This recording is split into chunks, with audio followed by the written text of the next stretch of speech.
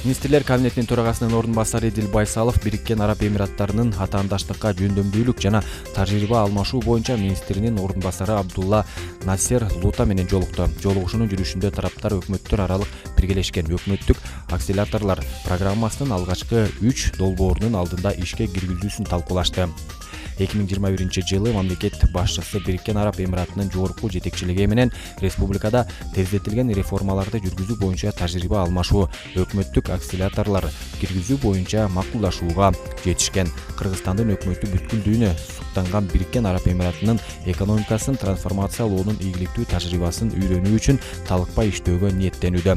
Биздин өлкөлөрдүн жетекчилеринин ак ниеттүүлүгүнүн аркасында өкмөттүк акселераторлор программасы эки мамлекеттин чоң жана ийгиликтүү кызматташтыгы үчүн бекем пайдубал түзөт, деди Эдил Байсалов.